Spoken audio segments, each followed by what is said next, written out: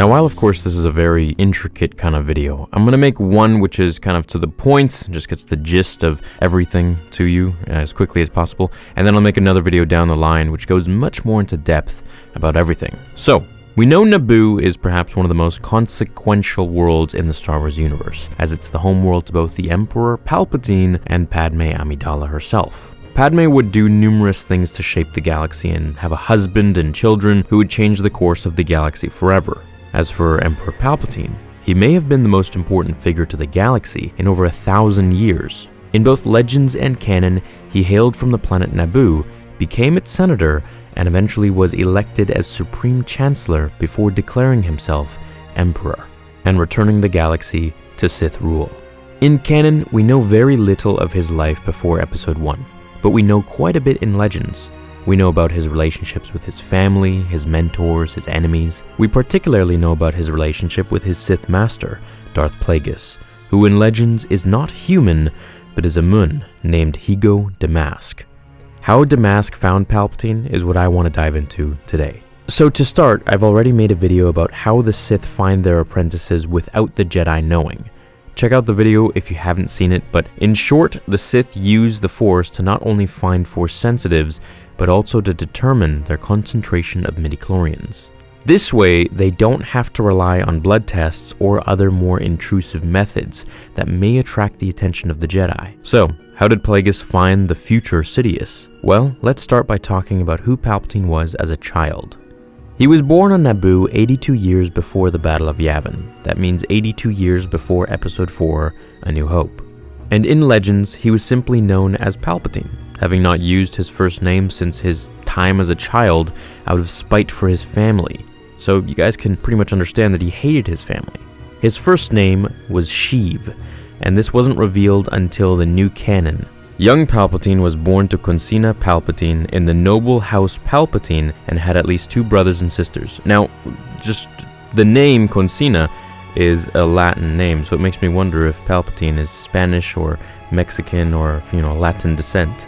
His father knew his eldest son was different from the moment that he was born, and would later claim to have suspected his murderous nature from the time he was an infant. By the way, that Spanish joke was completely a joke. We know that doesn't exist in Star Wars. At some point early in Palpatine's life, Consina even had his son tested to make certain that they were related.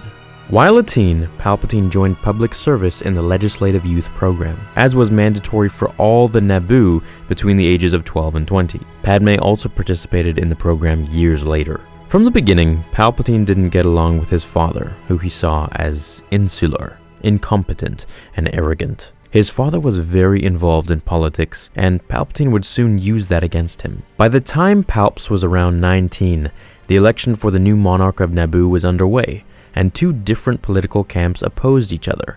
One camp, led by King Bon Tapalo, wanted to open Naboo to the greater galaxy and stimulate the economy by opening the planet's plasma resources to galactic corporations, such as the Trade Federation and Damask Holdings, which was Darth Plagueis' company. Also, if you ever wondered, those big energy beams that you see in the Maul Qui-Gon Obi-Wan fight on Naboo aren't just cool, shiny light poles. Those are plasma, and that's what Naboo was mining to send throughout the galaxy, just so you now know. The other political faction wanted to maintain Naboo's isolationist policy, which would prevent these companies from exploiting their world. Consina Palpatine supported this group, believing that Naboo should remain isolated and not be exploited by other planets or corporations. Palpatine, in a bid to spite his father and in accordance with his own political views, supported King Tapalo's campaign in secret. He believed Naboo should open itself to the galaxy and sell its plasma resources. It's here that Plagueis enters into young Palpatine's life. Plagueis wanted a spy for his side, just so that he could know the opposition's secrets in the political negotiations. And he recently learned about one of the nobleman's sons who was playing both sides of the political aisle. That son was Palpatine. So, Plagueis went to Theed University and found Palpatine to enlist his help as a spy. While Palpatine agreed, Plagueis was most intrigued with the boy himself. Here, the book Darth Plagueis says, Plagueis submerged himself deeply in the Force to study Palpatine, but he was unable to glean very much. Humans were difficult to read in the easiest of cases, and Palpatine's mind was awash in conflict.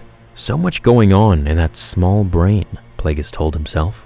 So much emotional current and self-interest. So unlike the predictable, focused intellects of the Outer Rim sentients, especially the hive-minded among them.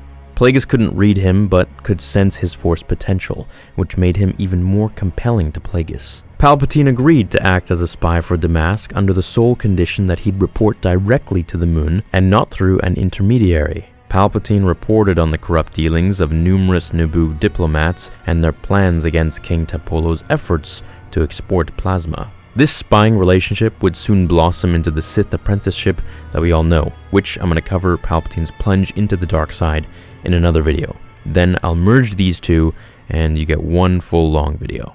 So essentially they meet in a political battle not having anything to do with the Force. So what do you guys think about this? Is the whole plasma story a way to explain what those shiny columns were in the prequel lightsaber fight? Or was it a clever way to match up the two characters? If you could rewrite the story in canon, how would you have Plagueis and Sidious meet for the first time? Because we know eventually it's going to be covered. Someday, I hope. Let me know in the comments down below. I hope you enjoyed this video, and I hope you're looking forward to the next one, the part 2 to this. Have an awesome rest of your day. I'll see you in the next video. Until then, remember, the Force will be with you, always.